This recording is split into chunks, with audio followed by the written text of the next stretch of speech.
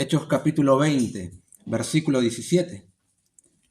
Enviando pues desde Mileto a Éfeso, hizo llamar a los ancianos de la iglesia.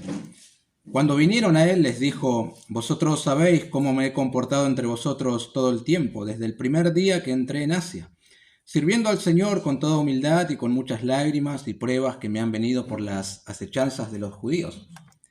Y como nada que fuese útil, he rehuido de anunciaros y enseñaros públicamente y por las casas, testificando a judíos y a gentiles acerca del arrepentimiento para con Dios y de la fe en nuestro Señor Jesucristo. Ahora, he aquí ligado yo en espíritu voy a Jerusalén, sin saber lo que allá me ha de acontecer, salvo que el Espíritu Santo por todas las ciudades me da testimonio, diciendo que me esperan prisiones y tribulaciones. Pero de ninguna cosa hago caso, ni estimo preciosa mi vida para mí mismo, con tal que acabe mi carrera con gozo y el ministerio que recibí del Señor Jesús para dar testimonio del Evangelio de la gracia de Dios. Y ahora, he aquí, yo sé que ninguno de todos vosotros, entre quienes he pasado predicando el reino de Dios, verá más mi rostro. Por tanto, yo os protesto en el día de hoy, que estoy limpio de la sangre de todos, porque no he rehuido anunciaros todo el consejo de Dios. Por tanto, mirad por vosotros y por todo el rebaño en que el Espíritu Santo os ha puesto por obispos, para apacentar la iglesia del Señor, la cual él ganó por su propia sangre.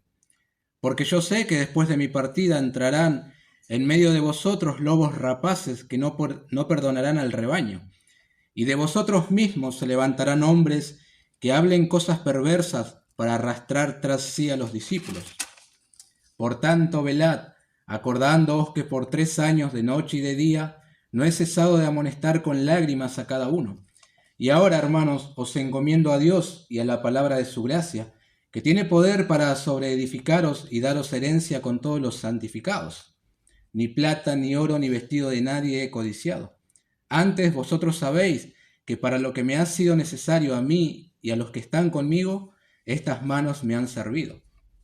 En todo os he enseñado que trabajando así se debe ayudar a los necesitados y recordar las palabras del Señor Jesús, que dijo: más bienaventurado es dar que recibir. Cuando hubo dicho estas cosas, se puso de rodillas y oró con todos ellos. Entonces hubo gran llanto de todos, y echándose al cuello de Pablo le besaban, doliéndose en gran manera por la palabra que dijo, de que no verían más su rostro, y le acompañaron al barco. Hasta aquí nomás vamos a orar pidiendo la bendición del Señor. Una vez más te damos gracias, oh Dios, porque ahora tenemos este privilegio, esta bendición de abrir la Escritura, estudiarla, pensar en ella, escuchar un mensaje, y con la certeza de que delante de ti lo hacemos, delante de ti también escuchamos, anhelando también que tu Espíritu Santo avive nuestros corazones y aplique la palabra según la necesidad de cada creyente. Oramos, oh Dios, que eso suceda en esta tarde, como siempre en el precioso nombre de Jesús. Amén. Bueno, sin duda que hoy contamos con una ventaja grande, ¿verdad? Que muchos hermanos de otros tiempos no contaban. Hay muchas ventajas, pero una de ellas es la cantidad de materiales a las cuales nosotros tenemos acceso, ¿verdad? Tan solo acercándonos a una librería o a un clic de distancia, ¿verdad? Los que ministran la palabra de Dios podemos disfrutar de contar con muchos materiales clásicos y también contemporáneos, ya sea por medio de la web, descargando, comprando online. Es una ventaja que otros no tenían, ¿verdad? Y tenemos acceso a materiales como, por ejemplo, El Pastor Reformado, clásico del puritano Richard Baxter, muy interesante de leer y recomendable para todos, ¿verdad? Discurso a mis estudiantes, Un ministerio ideal de Charles Spurgeon, tremendo, más contemporáneos. El ministerio pastoral de John MacArthur. Estoy leyendo uno muy interesante también de Paul Tripp, titulado El llamamiento peligroso. ¿Cuántas ventajas nosotros tenemos con respecto a otros hermanos de diferentes tiempos, ¿verdad? Al tener acceso a esas cosas. Y todas estas cosas, artículos, reflexiones, estudios que están a nuestro alcance, son de mucha ayuda. Claro que sí, ¿verdad? Porque la experiencia de otros que ya han transitado por el camino del ministerio es de mucho beneficio para los que estamos comenzando, para los que ya están desempeñándose años o aún para los que están llegando al final de su carrera, porque uno nunca termina de aprender. Y es de sabios aprender de la sabiduría de otros, ¿verdad? Ahora, más allá de todas estas bendiciones extras que nosotros contamos, obviamente tenemos algo que ellos también tenían, que es la fuente de la sabiduría misma, la palabra de Dios a la cual podemos acudir todos, la palabra de Dios, de dónde se desprende la sabiduría. Y aprender de los ministros experimentados que ya han transitado por este camino, como por ejemplo el apóstol Pablo, ¿verdad? Es muy enriquecedor prestar atención a las cartas pastorales, prestar atención a la vida del apóstol Pablo, como lo estamos haciendo nosotros. El ministro se enriquece, la iglesia también se enriquece. Por eso Charles Spurgeon dijo: visita muchos buenos libros, pero vive en la Biblia.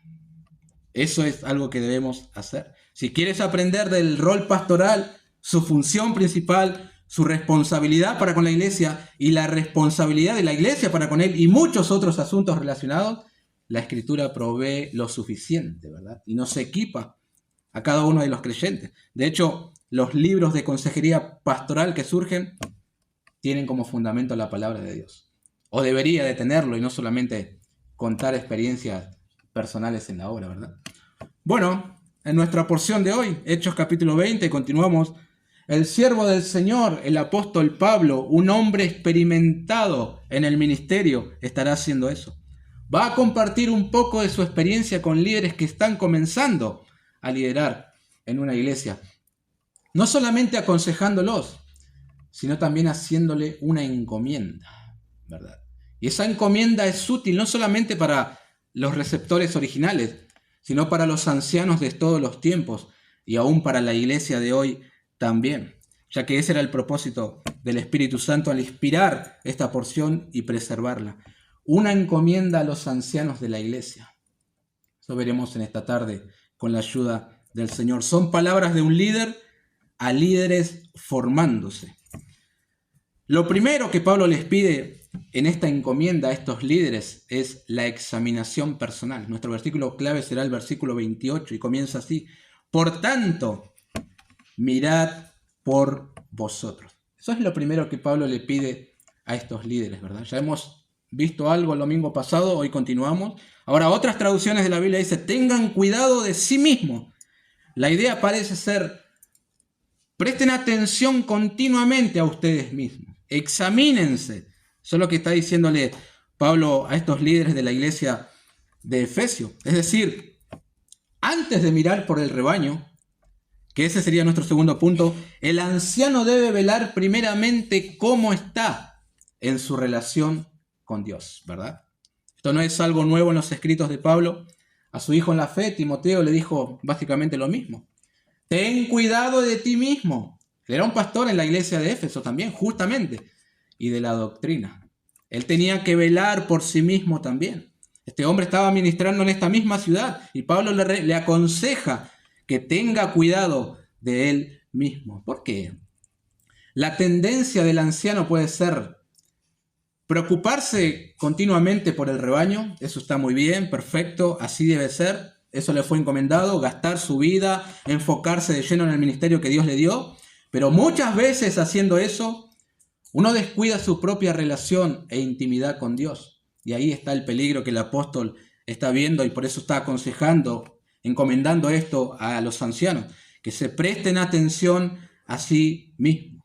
Porque al enfocarse en otros, pueden descuidar su relación con Dios. Ojo, el consejo de Pablo no es: dedicate un tiempo para vos, para salir a correr y pasear con amigos, que si lo hace no tiene nada de malo, obviamente eso es algo bueno, pero el consejo de Pablo más bien sería algo así: antes de exigir la santidad en los miembros, ¿ustedes son santos? Antes de enseñar a otros, aprendan ustedes mismos. Antes de corregir el pecado en otros, mortifiquen ustedes mismos su propio pecado. Si el ministro pareciera que está y puede estar bien con la congregación, pero en su relación con Dios está mal, luego toda su vida se verá afectada. porque es primordial que él esté bien con el Señor para luego estar bien con su iglesia.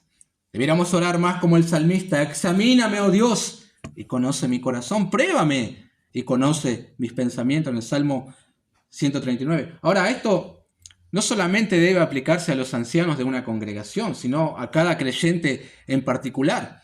Los padres en el hogar, por ejemplo, o los que sirven en la congregación. Antes de servir a otros, antes de querer influenciar en otros, ¿se puede decir que estás bien con el Señor? Si tienen que proyectar tu vida íntima, esa que nadie ve, ¿cómo te hallarán? Por eso atendamos a las palabras del apóstol. Mirad por vosotros mismos antes de mirar por los otros. ¿No es cierto, mis queridos hermanos, que es más fácil prestar atención a otros que a uno mismo? Que el pecado de otros es peor que el mío, y que fulano es menos santo que yo, y que hay más fidelidad en mí que en otros. Por eso mirad por vosotros mismos antes que a otros. Justamente el pastor MacArthur cita una porción del libro que mencioné de Richard Baxter, el pastor reformado, y dice así: ten cuidado, no sea que convivas con esos pecados contra los que predicas en otros, y no sea que resultes culpable de lo que condenas a diario. Vas a lograr que tu obra magnifique a Dios, y cuando lo hayas hecho, lo deshonrarás como tantos otros. Vas a anunciar el poder del gobierno de Cristo, y sin embargo lo vilipendiarás y te rebelarás tú mismo. Vas a predicar sus leyes y las romperás deliberadamente. Si el pecado es malo, ¿por qué vivir en él? Y si no lo es, ¿por qué disuadir a los hombres del mismo? Si es peligroso, ¿cómo te atreves a aventurarte en él? Si no lo es, ¿por qué le dices eso a los hombres? Si las amenazas de Dios son ciertas, ¿por qué no temerlas? Si son falsas, ¿por qué afligir innecesariamente a los hombres con ellas y ponerlos en susto sin causa alguna? ¿Conoces el juicio de Dios, que los que practican tales cosas son dignos de muerte y sin embargo la cometes? Tú pues que enseñas a otros, ¿no te enseñas a ti mismo? Tú que dices que no se ha de adulterar, ¿adulteras? Tú pues que condenas la borrachera o la avaricia, ¿eres borracho o avaro? Tú que te jactas de la ley, ¿con infracción de la ley deshonras a Dios? ¿Cómo? ¿Proferirá la misma lengua el mal contra el cual habla? Censurarán, calumniarán, condenarán a tu prójimo esos labios que lamentan estas cosas y otras parecidas en otros. Ten cuidado de ti mismo. No sea que lamentes el pecado y sin embargo no lo subyugues. No sea que mientras intentes derribarlo en otros, te inclines ante él y te esclavices tú mismo. Fin de la cita. No debemos examinarnos a nosotros mismos con el fin de buscar al campeón que está allí adentro, porque no hay ninguno. Debemos examinarnos para buscar aquellas cosas que estorban nuestra relación con Dios y deshacernos de ellas. Mirad por vosotros mismos. Pablo está hablando a hombres que están liderando una iglesia y de todas maneras le dice que ellos mismos deben examinarse. Nuestro Señor Jesucristo dijo algo parecido a la cita del pastor Richard Baxter, pero haciendo un énfasis más en la hipocresía. ¿O cómo dirás a tu hermano: déjame sacar la paja de tu ojo, y he aquí la viga en el ojo tuyo? Hipócrita, saca primero la viga de tu propio ojo, y entonces verás bien para sacar la paja del ojo de tu hermano. Mateo 7. Una vez más, mirad por vosotros mismos. También los ancianos de la iglesia deben velar, prestar atención por sí mismos, porque ellos son ejemplos delante de la congregación. Su andar diario es constantemente observado por la congregación. Por lo tanto, deben conducirse con mucha prudencia. Lo que Pablo le dijo otra vez a Timoteo: ninguno tenga en poco tu juventud. Y ahí va, sino sé ejemplo. ¿Y en qué cosas? En palabra, conducta, amor, espíritu, fe y pureza. 1 Timoteo 4:12. Yo creo que esto es algo obvio. El tiempo en el cual Pablo estuvo con estos líderes efesios, él habrá modelado una vida muy ejemplar, como él mismo lo ha dicho, justamente para que ellos tomen nota y después de esa manera se conduzcan delante de los hermanos.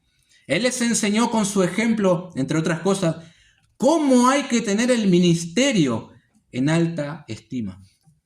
Si los ancianos podían imitar eso de Pablo, el amor que él tenía por el ministerio que el Señor le encomendó, luego podían inculcar eso también a la gente de la congregación. Sinceramente, a mí Me impactan las palabras del apóstol en el versículo 24.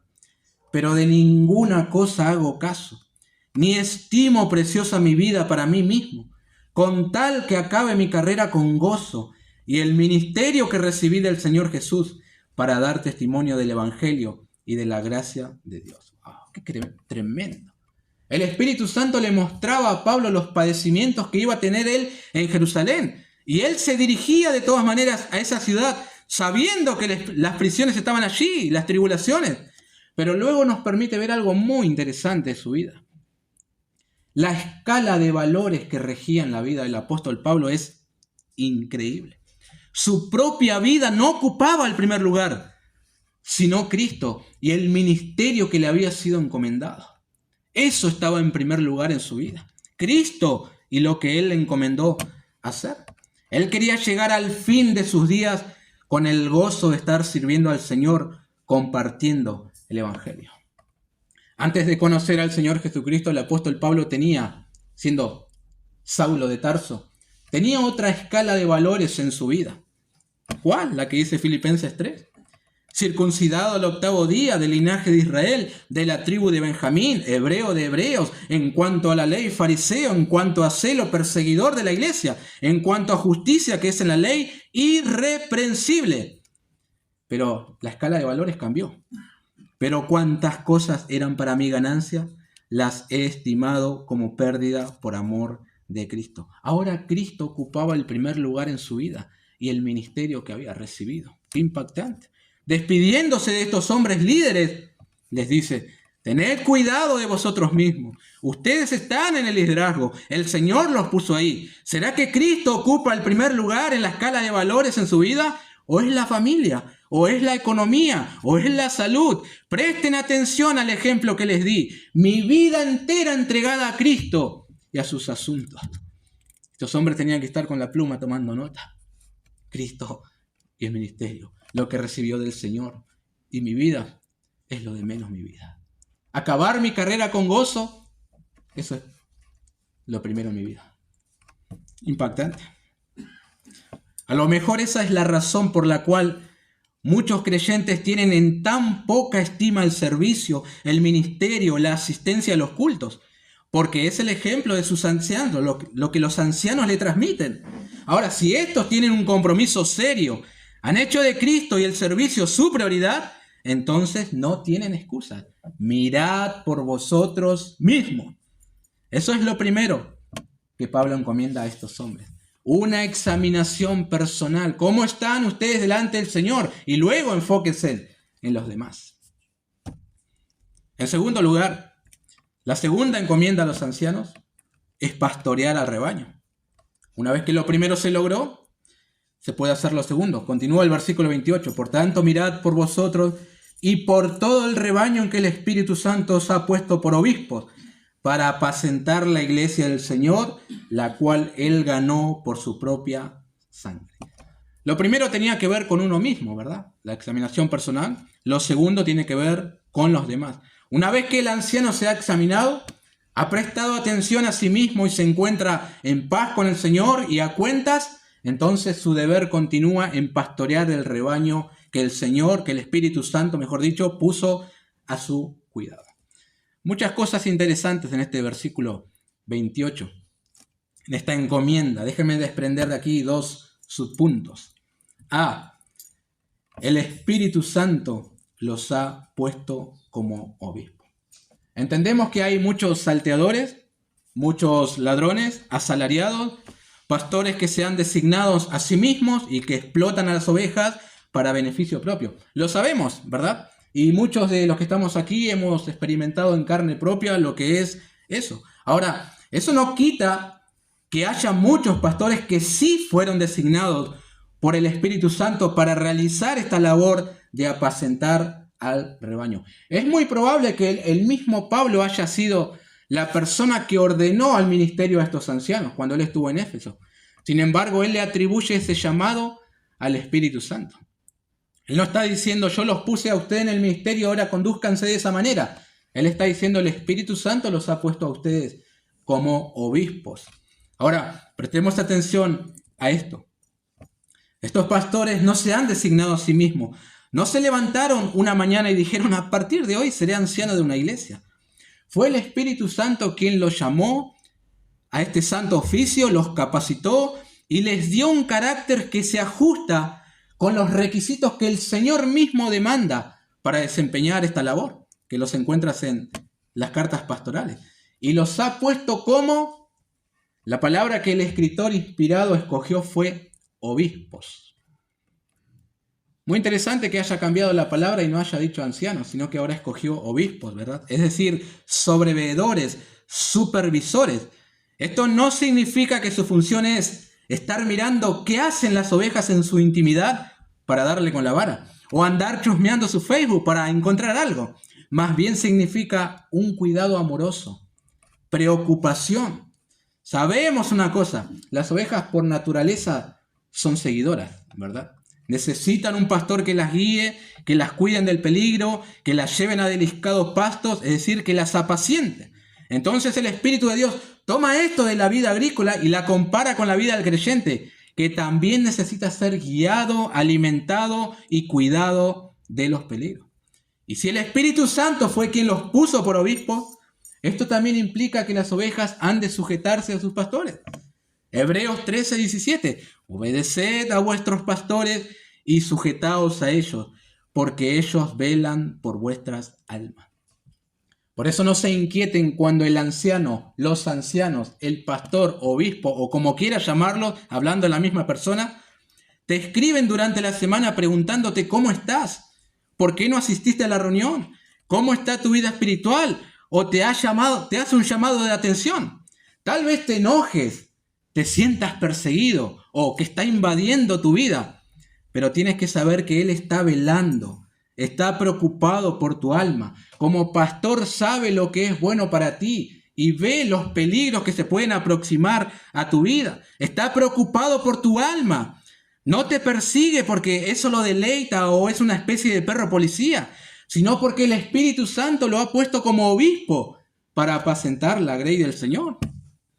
A lo mejor el pecado te engañó, a lo mejor estás desanimado, a lo mejor necesitas dirección y para eso fue puesto esa persona, para cuidar de ti. Así funciona.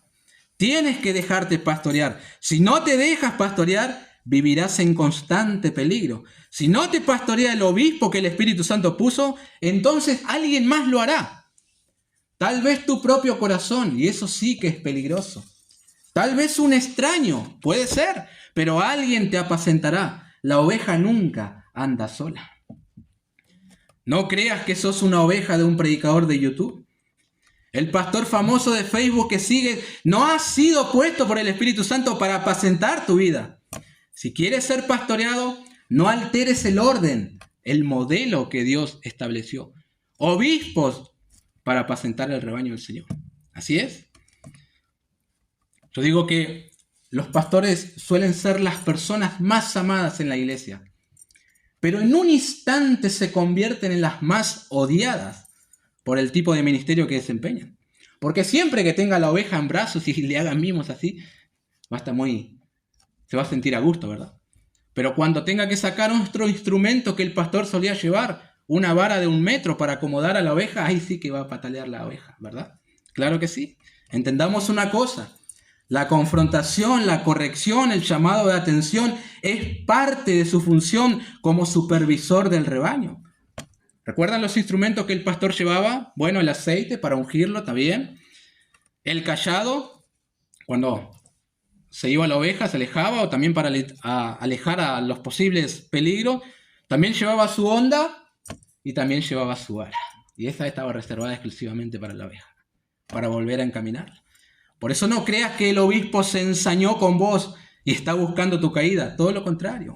Quiere verte bien, fortalecido, maduro. El Espíritu Santo lo colocó allí para tu cuidado. Hay una nota de advertencia también para los ancianos. Aquí. Palabras del profesor Pérez Millo.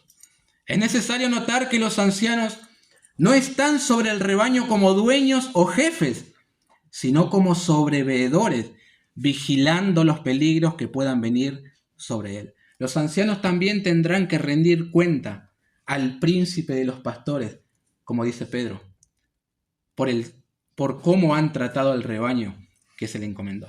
Es decir, hay responsabilidades para la congregación, pero hay una demanda también para el anciano.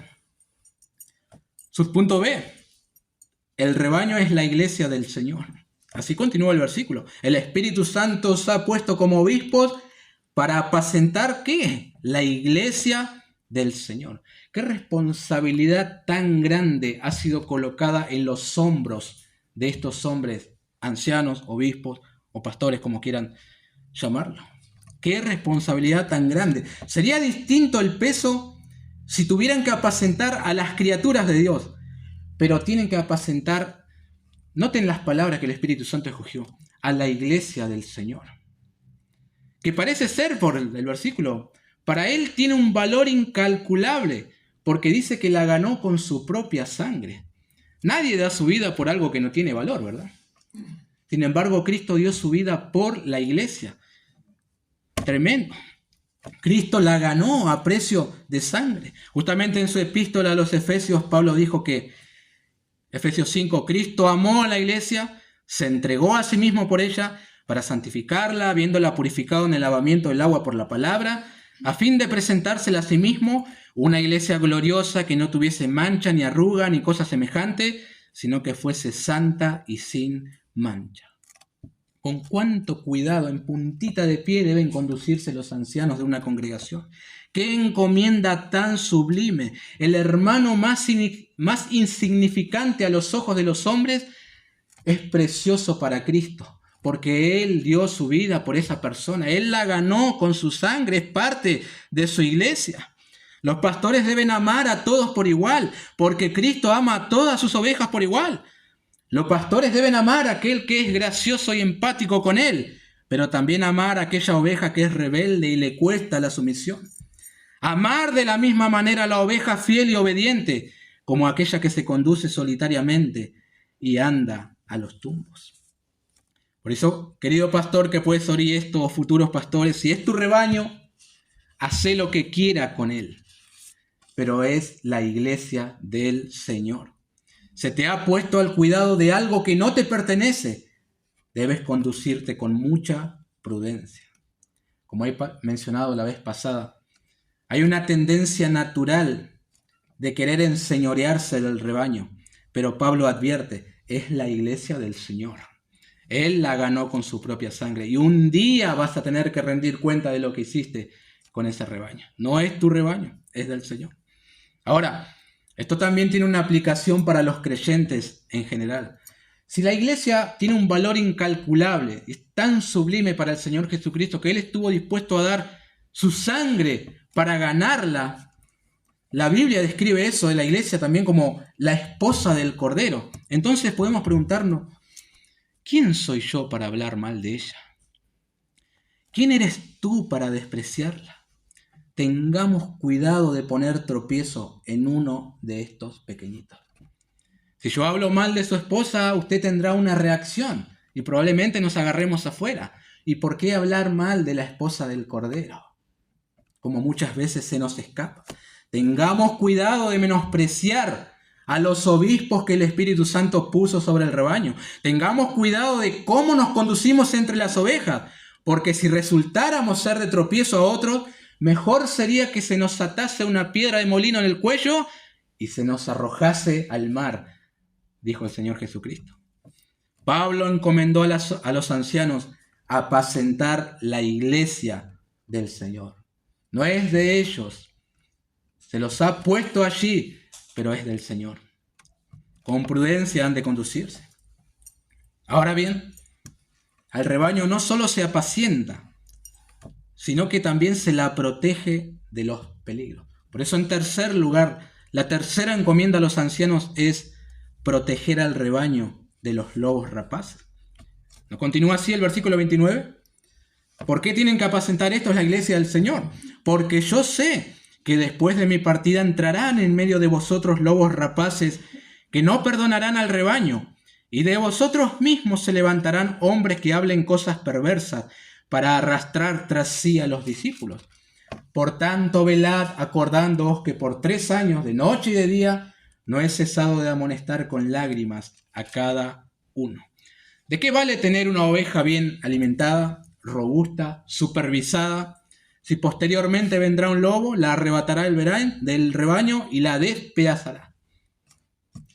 Parte del ministerio de los ancianos es velar por la seguridad doctrinal de los creyentes. Esa es la comparación que está haciendo Pablo aquí entre una oveja y los lobos. Los lobos rapaces son figuras de los falsos maestros. Por eso dice que hablan cosas perversas. Juan Calvino decía que un pastor tiene que tener dos voces. Una para llamar a las ovejas, otra para ahuyentar a los lobos. Claro que sí. Como bien sabemos, es algo que las primeras iglesias han padecido mucho. La infiltración de falsos maestros que arrastraban tras sí a los discípulos. Ahora, el lenguaje que usa Pablo es muy fuerte, muy enérgico. Lobos rapaces que no perdonarán al rebaño. ¿No te recuerdas las palabras del Señor Jesucristo? Mateo 7:15. Guardaos de los falsos profetas que vienen a vosotros con vestidos de ovejas, pero por dentro son lobos rapaces. Pablo está usando las mismas figuras. Ahora, pensemos en el versículo. Pablo da por sentado que al marcharse él a hacer ministerio en otros lugares, los lobos rapaces automáticamente entrarán al rebaño. ¿Por qué? ¿Cómo sabía esto? Bueno, ya hemos hablado que donde quiera que se encuentre una iglesia que predique la verdad, habrá una embestida de Satanás, siempre tratando de detener el avance del evangelio. Y si no lo logra de afuera con persecución y cárceles, entonces lo intentará desde adentro, colocando sutilmente falsas enseñanzas. Ahí es donde deben estar atentos los supervisores, velando sobre la pureza doctrinal en la iglesia del Señor. Porque cuando te descuides, alguien dirá que la Trinidad es mentira y que la unicidad de Dios es la verdad bíblica. Cuando te descuides, la esposa del pastor se convertirá en la pastora. Cuando te descuides, se pisotearán los principios bíblicos de disciplina en la iglesia. Cuando te descuides, pondrán en tela de juicio la esperanza bienaventurada que los creyentes tenemos, la gloriosa venida del Señor Jesucristo, diciendo que no habrá arrebatamiento. Claro que sí. Cuando te descuides, la iglesia será gobernada por una democracia y no por los ancianos. Cuando te descuides, la membresía de la iglesia será considerada una burocracia. Por lo tanto, la encomienda a los ancianos es mirar, prestar atención al rebaño, porque el peligro de falsas enseñanzas, falsos profetas, conceptos, principios equivocados, siempre están al pie del cañón. De manera sutil ingresan a la congregación siempre. Presten atención a las consecuencias. No perdonarán al rebaño. Es decir, será algo trágico cuando eso suceda. Tal vez alguien diga, me parece muy duro la metáfora para describir a estos hombres, lobos rapaces que no perdonarán al rebaño. ¿Han prestado atención a la forma de expresarse que tiene el apóstol Pedro en su segunda carta, capítulo 2, con respecto a los falsos profetas y maestros? Alguien lo resumió de esta manera. Hablando de los falsos profetas y maestros, dice, estos que son aquellos que, siguiendo la carne, andan en concupiscencia e inmundicia y desprecian el señorío, verso 10. Animales irracionales, verso 12. Inmundicia sin manchas, verso 13. Tienen los ojos llenos de adulterio, tienen el corazón habituado a la codicia y son hijos de maldición, verso 14. Son fuentes sin agua y nubes empujadas por la tormenta, para los cuales la más densa oscuridad está reservada para siempre, verso 17. Esclavos de corrupción, verso 19. Perros que vuelven a su vómito y puercas lavadas que se revuelcan en el cieno, verso 22. Qué falto de amor que es este Pedro, diría alguien hoy. ¿Cómo va a hablar así de los falsos profetas? Y Pablo no se queda atrás. ¿Cómo va a tratarlo de lobos rapaces? No tienen amor. ¿Cómo de que no? Aman a las ovejas, por eso les advierten. Hablan a estos ancianos de la iglesia y les advierten del peligro que correrán si ellos no velan por la congregación. Yo creo que la imagen que nosotros tenemos de un pastor es muy inocente y tierna, que agarra a la oveja y le da la mamadera y la lleva a la cama, y pensamos así del pastor. Sin embargo, estos pastores también se armaban para defender a sus ovejas. Así, esta es la figura, los ancianos deben armarse de la verdad para contrarrestar las falsas enseñanzas y a los lobos rapaces que se meten en la congregación. Ahí no hay tiempo para treguas ni sacar la banderita blanca. Es sacar la escopeta y empezar a disparar directamente, porque las consecuencias son devastadoras si se permiten. No perdonarán al rebaño. La iglesia del Señor está en juego. Ahora, hay algo más aquí. Las falsas doctrinas, los falsos maestros, no solamente vienen de afuera, sino que, verso 30, y de vosotros mismos se levantarán hombres que hablen cosas perversas para arrastrar tras sí a los discípulos. Más adelante en su carta a Timoteo, esto ya tuvo su cumplimiento. Y de hecho Pablo hasta da nombres.